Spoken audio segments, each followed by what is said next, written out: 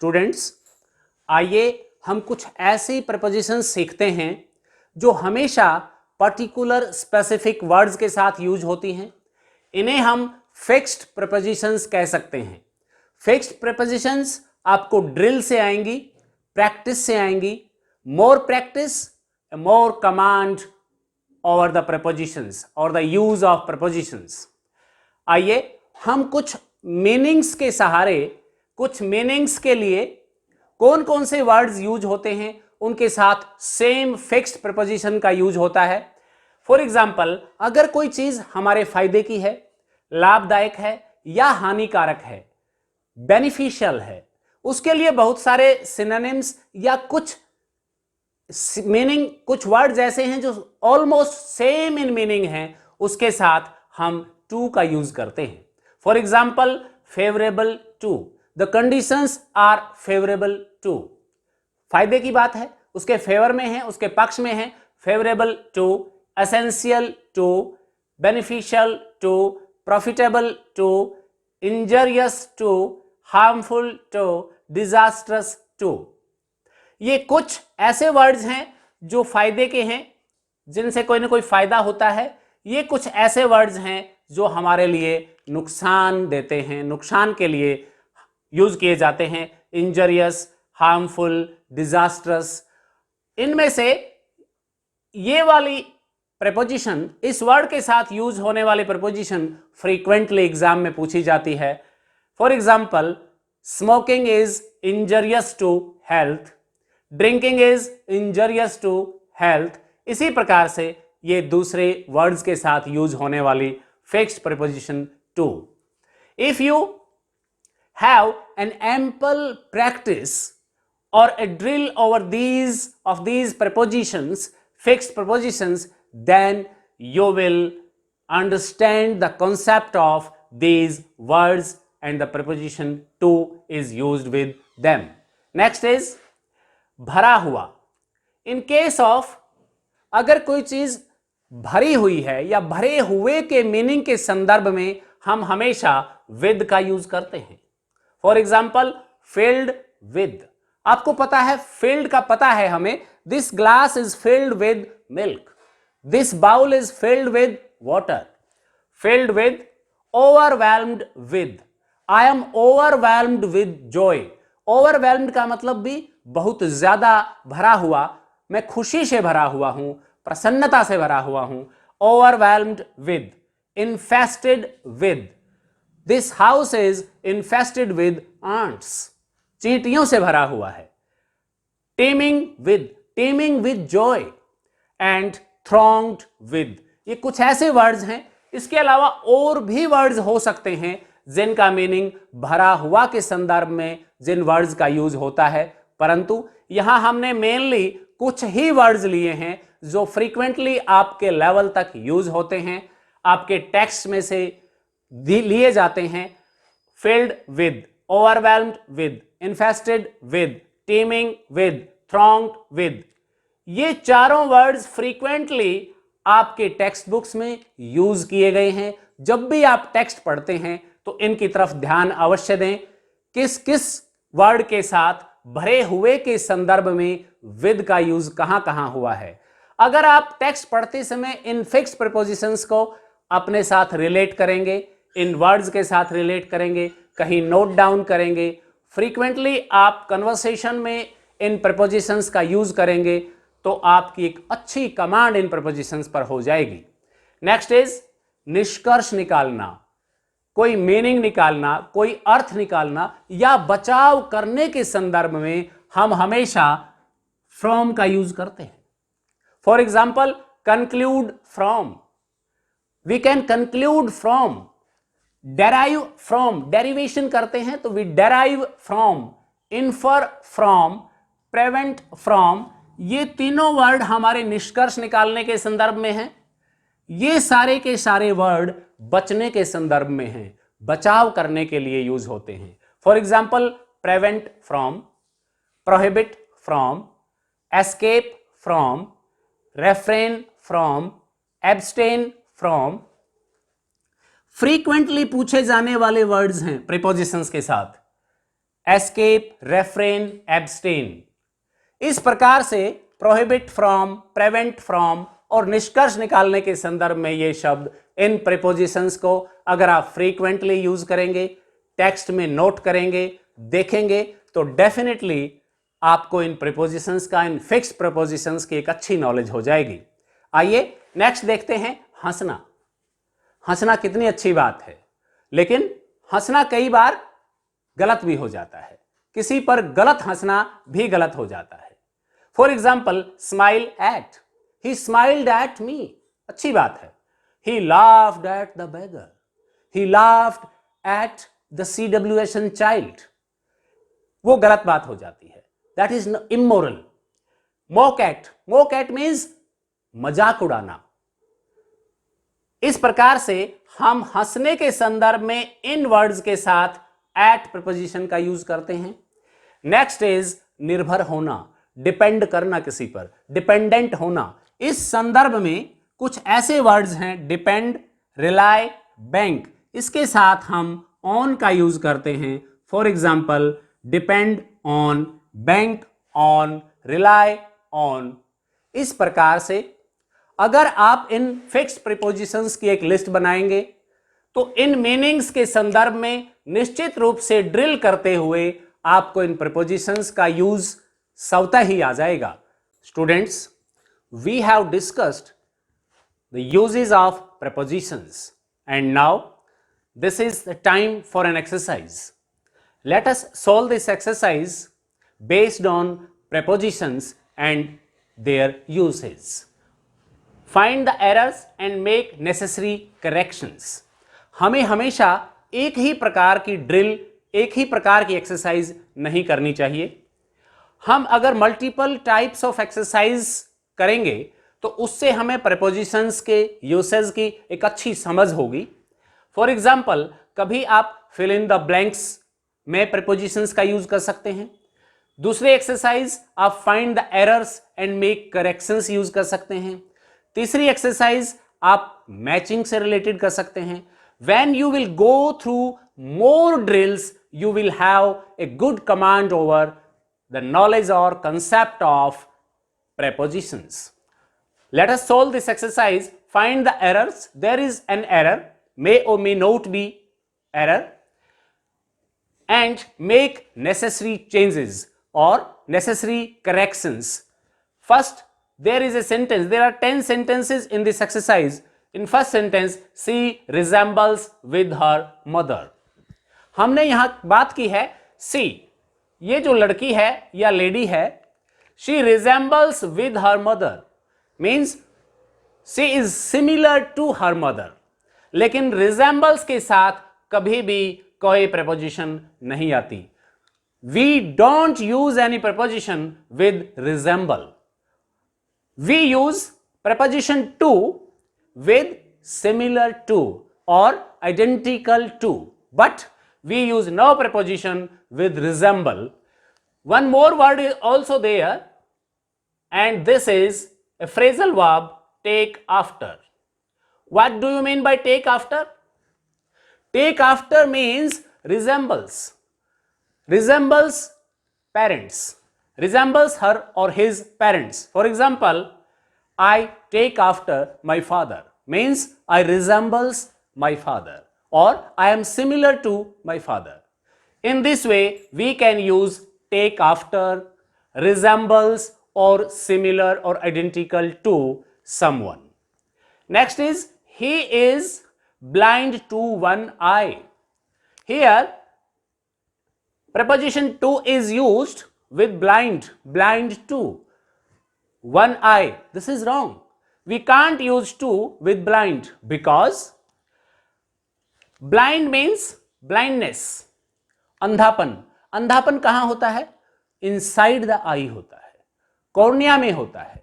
तो हमेशा this sentence is frequently asked in many competitive or entrance examinations. Blind in one eye. Blindness is found in the eye. इसको इस प्रकार से आप याद रख सकते हैं, blind in one eye, not blind by, to, of, from, no. यहां बच्चे ये भी कोशिश ना करें कि हिंदी से इंग्लिश में ट्रांसलेट करके प्रीपोजिशंस का यूज करने पर आप गलत कर सकते हैं। वह एक आंख से अंधा है, एक आंख से अंधा है, इसको से के रूप में आप फ्रॉम नहीं लिख सकते। याद रखिए, blindness is inside the eye, so we use in, and no preposition with resembles. Next is Mohan was accused with murder. No, this is wrong. Accused के साथ हमेशा हम of का यूज करेंगे। यहां accused को हम रिप्लेस भी कर सकते हैं किस वर्ड से? guilty. Mohan was guilty of murder. लेकिन यहां पर अगर guilty और accused के स्थान पर हम charged लिख दें, he was charged, same thing is there, but we use with charged. Mohan was charged with murder is the right sentence, right usage of preposition with after charge, but we use of with accused and guilty of a crime. Next is, what is the time in your watch? Time is not in the watch. It is, watch is the doer of action. By your watch. Use by when time is asked or told. What is the time by your watch? It is 10 o'clock. Like this. He came with bag and baggage. मैंने ये exercise बहुत सारे students को देकर देखी, उन्होंने सभी ने लिखा with bag and baggage. He came with bag and baggage. लेकिन bag and baggage is an idiom and it means with all belongings, with all possessions, जो भी कुछ है सबके साथ, with इसके अंदर ही है। The preposition with is included in this idiom, its meaning is included in this idiom, bag and baggage. We shall use no preposition before bag and baggage. He came bag and baggage.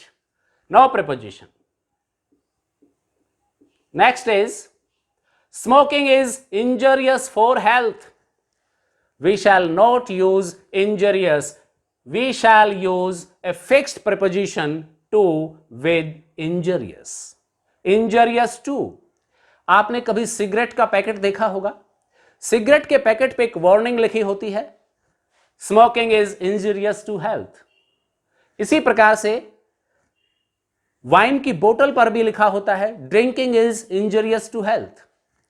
Injurious to, मैंने आपको पहले बताया भी था इस video में कि जितने भी हार्मफुल और बेनिफिशियल चीजें हैं, बेनिफिशियल और हार्मफुल के जो सिनोनिम्स हैं, उन सभी के साथ टू प्रीपोजिशन का यूज होता है। Next is, he cut the apple by a knife. By a knife, here knife is not the doer of action, while knife is used to cut the apple. He cut the apple by a knife. No, apple was cut by someone.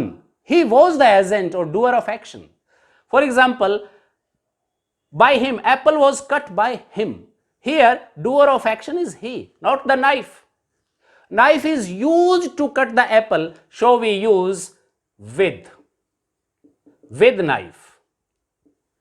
We use with knife.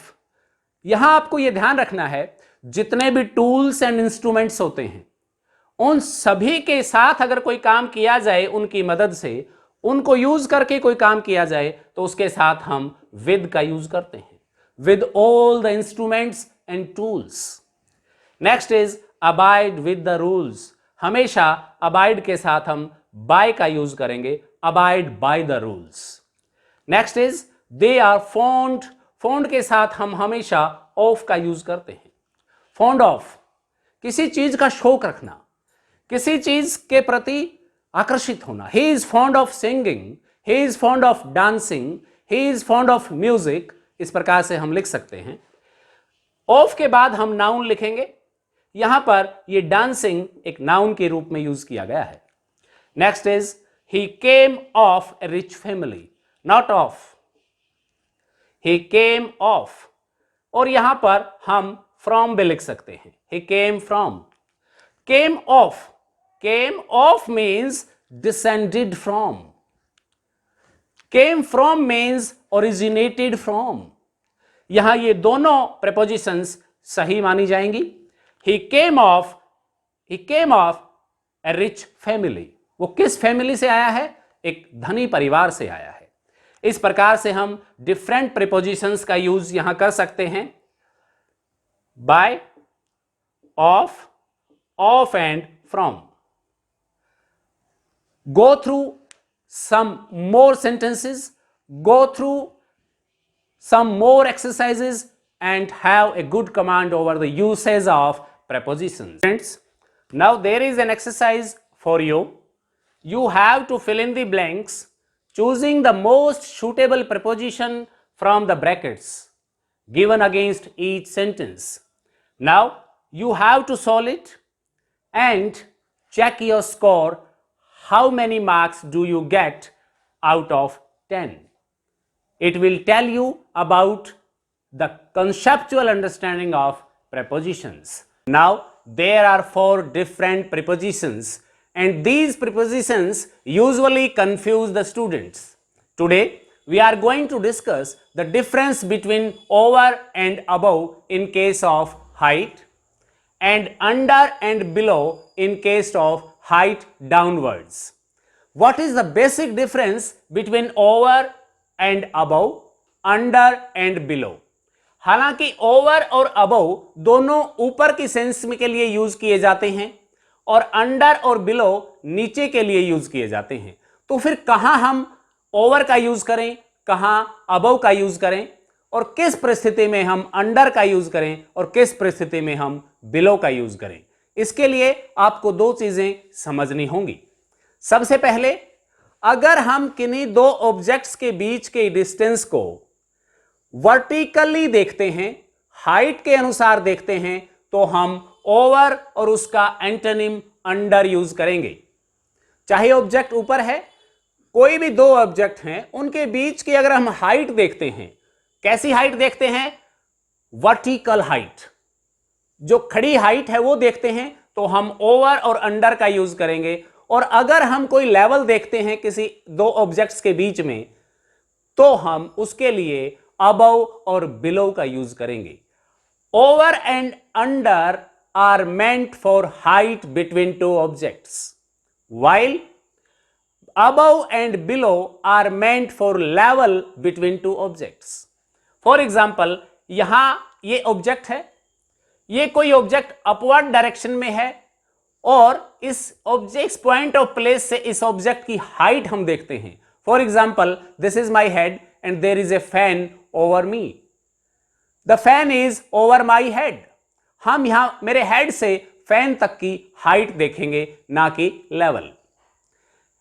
इसी प्रकार से अगर कोई चीज किसी point of place से नीचे है, तो उसके लिए हम डाउनवर्ड हाइट देखेंगे, ना कि downward level. For example, the book is under the table. The book is under the table. और I found the ball under the table. इस प्रकार से हाइट के केस में हम ओवर एंड अंडर का यूज करेंगे। आइए कुछ एग्जाम्पल से हम ओवर और अंडर के बीच के डिफरेंस को समझते हैं। The fan is over my head. We see the height between the fan and head. The thief jumped over the wall. Jump करने की परिस्थिति में भी हम जिसमें मूवमेंट है, क्योंकि ओवर के केस में मूवमेंट हो भी सकता है और नहीं भी हो सकता, दोनों चीजें हो सकती हैं। कॉन्टैक्ट हो भी सकता है 2 सरफेस के बीच में, 2 बॉडीज के बीच में, और नहीं भी हो सकता। फॉर एग्जाम्पल, मेरे हेड और इस फैन के बीच there is no contact, there is no movement also. हो भी सकता है, नहीं भी हो सकता। For example, the thief jumped over the wall. He jumped over the wall. Jumped above the wall नहीं लिखेंगे, बिकॉज यहां पर हम उसके जंप को, मूवमेंट को देख रहे हैं। Next is put the bed sheet over the bed. Put this bed sheet over the bed. इस ओवर को हम किस सेंस में यूज करते हैं? हालांकि बेड सीट हमारे मैट्रेसेस के कांटेक्ट में होती है, कांटेक्ट होता है, लेकिन वो उस पूरे मैट्रिसेस को कवर कर लेती है। इस सेंस में भी हम ओवर का यूज करते हैं। For example, spread the table cloth over the table, इसको हम अबाउट द टेबल नहीं कहेंगे, spread the table cloth over the table. Next is spread the butter over the bread, bread के ऊपर पूरी पर हम बटर लगाएंगे, तो इसके लिए हम about the butter, about the bread नहीं कहेंगे, हम कहेंगे spread the butter over the bread. इसी प्रकार से अंडर के केस में the box is, where is the box? The box is under the table, table से उस बॉक्स की डाउनवर्ड वर्टिकल हाइट देखेंगे, इसके लिए हम अंडर का यूज करेंगे, under is just opposite to over. Next is I found the keys were misplaced, at last when I searched for a long time I found the keys under the bed और under the table, इस प्रकार से, और under the sofa, कुछ भी कह सकते हैं। आइए अब हम बात करते हैं अबव और बिलो की। Above and below are used in case of level, not in case of height. जितनी भी चीजें स्प्रेड हैं, फैली हुई हैं, उसके लिए हम लेवल का देखते हैं, ना कि हाइट का। For example, above is used for horizontal level between two things, two objects. ये ऑब्जेक्ट है, यहां पर ये हम अबव लेवल की बात कर रहे हैं। फॉर एग्जाम्पल, इसमें मूवमेंट और कॉन्टैक्ट यूजुअली नहीं होता। The aeroplane is flying above the clouds. अब क्लाउड्स क्या है? क्लाउड्स आर स्टेशनरी, लेकिन मूवमेंट में क्या है? Aeroplane. The aeroplane is flying above the clouds, बादलों के ऊपर उड़ रही है, तो ऐसे को हम लेवल कहेंगे, हाइट नहीं कहेंगे। Next is sine above this line. कोई भी आपको फॉर्म मिलता है बैंक में, उस पर लिखा होता है साइन अबव दिस लाइन, उस लाइन के ऊपर सिग्नेचर करने होते हैं। इसी प्रकार से इसका जस्ट अपोजिट बिलो होता है।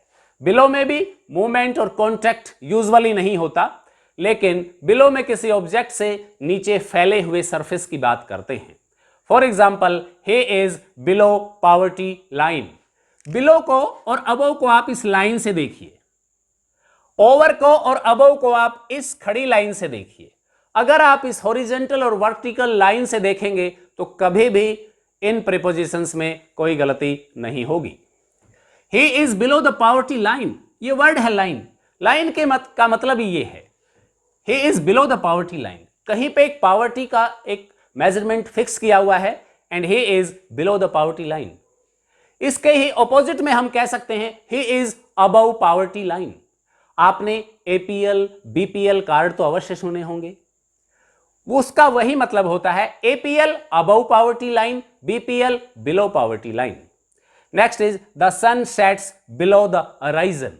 अराइजन मींस, अराइजन का मतलब होता है जहां पर स्काई और अर्थ हमें मिले हुए प्रतीत होते हैं, दूर क्षितिज पर, उसके लिए हम कह सकते हैं the sun sets below the horizon and sign below the line.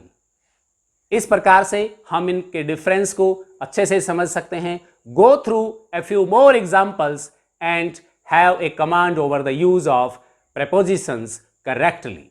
हमने प्रेपोजिशंस को डिफरेंट कॉन्सेप्ट से सीखा, हमने प्रेपोजिशंस को फिक्स्ड प्रेपोजिशंस से सीखा, हमने प्रेपोजिशंस को एक चार्ट के थ्रू सीखा, हमने प्रेपोजिशंस को कॉम्बिनेशन से सीखा। आइए अब हम कुछ ऐसे वर्ड्स की चर्चा करें जिनके साथ कभी भी कोई प्रीपोजिशन यूज नहीं होती। अक्सर इन वर्ड्स में से एक आध प्रीपोजिशन से रिलेटेड क्वेश्चन एग्जाम में जनरली पूछ लिया जाता है, क्योंकि इनके साथ किसी प्रीपोजिशन का यूज ही नहीं होता, इसलिए इनका आंसर होगा नो प्रीपोजिशन। कुछ ऐसी वर्ब्स हैं और कुछ ऐसी एडवर्ब्स हैं जिनके साथ हम कोई भी प्रीपोजिशन यूज नहीं करते। For example, some expressions with no prepositions. हालांकि यहां हम सभी ऐसे एक्सप्रेशंस का, सभी वर्ब्स और एडवर्ब्स की चर्चा तो नहीं कर सकते, लेकिन आइए अब हम कुछ बेसिक वर्ब्स और एडवर्ब्स की चर्चा करते हैं जिनके साथ कभी भी कोई प्रीपोजिशन यूज नहीं होती। Verbs, there are certain verbs, for example, invade, resemble, discuss, enter, lack, affect, and many more. Invade means attack. Invade or attack के साथ we use no preposition. For example, the USA invaded China. The Pakistan invaded India. In the same way, Pakistan attacked India. Resemble means similar to, identical to, but we use no preposition with the verb resemble. For example, she resembles her mother. यहां कुछ बच्चे इसको हिंदी से English में translate करते हुए prepositions का use कर देते हैं। फॉर एग्जाम्पल, वो कह सकते हैं the USA invaded on China, जबकि वो गलत हो जाएगा। हम यहां पर ऑन का यूज नहीं करेंगे because we use no preposition with the verb invade or attack. In the same way, she resembles, बच्चे यहां पर with लिख सकते हैं, she resembles with her mother, but this will become wrong because we use no preposition with the verb resemble. Second is discuss. We use no preposition with discuss. Let us discuss your plan, not let us discuss to your plan or with your plan. We use no preposition. Next is enter. Enter का मतलब ही अंदर जाना होता है, प्रवेश करना होता है। इसके साथ यूजुअली बच्चे इन या इनटू का यूज कर देते हैं, जो कि गलत है। The thief entered the house, यहां पर हम इन या इनटू का यूज नहीं करेंगे, इसके यूज से बचना है। हमें याद रखना है कि एंटर के साथ किसी प्रपोजिशन का यूज नहीं होगा। In the same way lack, he lacks intelligence, he lacks wisdom. ये नहीं कहेंगे he lacks in intelligence, he lacks in wisdom. No preposition with the verb lack. In the same way, affect. We use no preposition with affect. For example, COVID-19 affect everything. हम ये नहीं कहेंगे affected on everything, at everything, or to everything. We shall use no preposition with the verb affect. In the same way, there are some time expressions taking no prepositions with them. For example, adverbs, adverb of time, yesterday, today, tomorrow. We use no preposition with them. For example, I met him yesterday, I saw her yesterday, I shall go to Delhi tomorrow, not on tomorrow. यहां पर on yesterday, on tomorrow, इस प्रकार के propositions बच्चे use करने की भूल कर सकते हैं। नेक्स्ट इज नेक्स्ट और last, followed by week, month, year और anything else. Next week, next month, next year, और लास्ट वीक, लास्ट मंथ और last year. We use no prepositions with these time expressions. For example, we organized a camp last week, or we shall organize a camp next month, or I am moving to Canada next month, next week, or next year. These are certain verbs and adverbs having or taking no prepositions with them. Always keep these verbs and adverbs in your mind while using or filling in correct prepositions in the given exercise.